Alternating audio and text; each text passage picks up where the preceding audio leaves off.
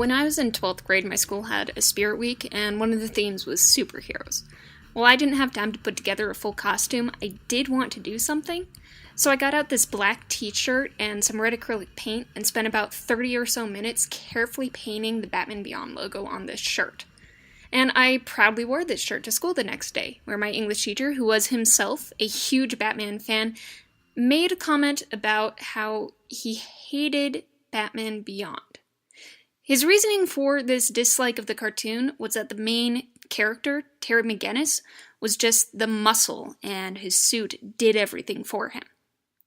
Seeing as I had just finished binge-watching the series and had immersed myself in what little fandom I could find on LiveJournal, hey, this was 2008, I was confused by this sentiment. While Terry's bat suit did enhance his strength and give him the ability to fly, his suit did not do all the work for him. And he was shown to be working on his detective skills, considering he was only meant to be 17 years old.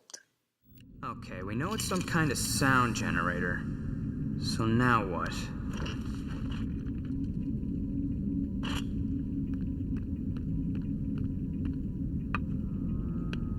Computer, analyze the metal this thing's made of.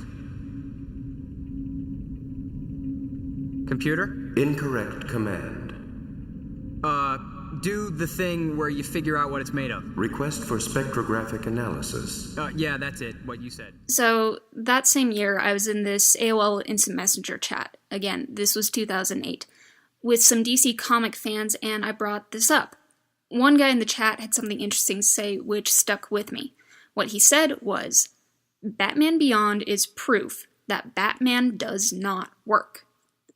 What he meant by this was that Batman Beyond shows that Batman alone cannot stop crime forever, which would make fans resentful that the core concept of superheroes is flawed. But even this didn't really sit right with me. After all, The Dark Knight Returns showed that Batman can't stem the tide of crime, and that was a smashing success. No, I think that Batman Beyond's failure to connect to audiences goes deeper, and it can be summed up by one scene from Season 1's episode, A Touch of Curare. But for Bruce, Batman, there was nothing but the street. Eventually, that gets old. Time comes when you gotta hang up the cape. But Bruce wouldn't. Or couldn't. No, I don't hate him. I hate what he's become. Such a great man. So alone. That right there, that line, is why I think so many people dislike Batman Beyond. Not because it showed an aged Bruce Wayne who can't fight crime anymore. Not because it showed a cocky young man who wasn't as smart as Bruce. But because it took a hero who had been described as having the largest extended family of the DC universe and peeled back that rosy image of a Bat family to show the true consequences of a man with a single-minded obsession towards a revenge he can never fully have. In Batman Beyond, Bruce is alone. Dick Grayson no longer speaks to him. Barbara Gordon dumped him. Alfred is dead. Tim Drake, well, it's not addressed in the series itself, but in the direct-to-video film, we see that Tim Drake takes the role of the comic's Jason Todd, though getting an arguably even worse fate.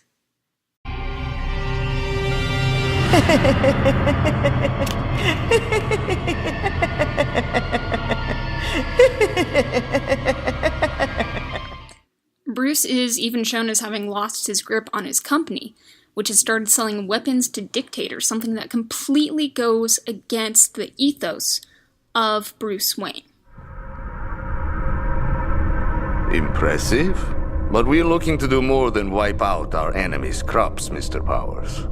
Keep watching. This was our first experiment with livestock. Batman Beyond shows a rebirth of Batman, but it takes a far more cynical tone than most Batman series do. Bruce is not to be celebrated in this show. He is to be pitied. He is a man undone by his own obsessions, a man who is implicated in manipulating vulnerable kids into dangerous work. The Bruce Wayne of Batman Beyond is a broken shell of a person who is so deep into his persona that he doesn't even inwardly call himself by his given name. Tell me something. Why were you so sure those voices weren't coming from you? Well, first, I know I'm not psychotic. I hope your other reason's more convincing. And second, the voice kept calling me Bruce. In my mind, that's not what I call myself. What do you call yourself? Oh, yeah. I suppose you would. But that's my name now. This is why I think people dislike Batman Beyond, as far as I can really tell. Because it's a Batman series with the audacity to posit that being Batman kinda sucks, that it destroys people, and that Bruce Wayne is not a role model. It's not like I did anything wrong. Freak. So that about does it for my video essay on why people dislike Batman Beyond. Obviously, not everyone does dislike it.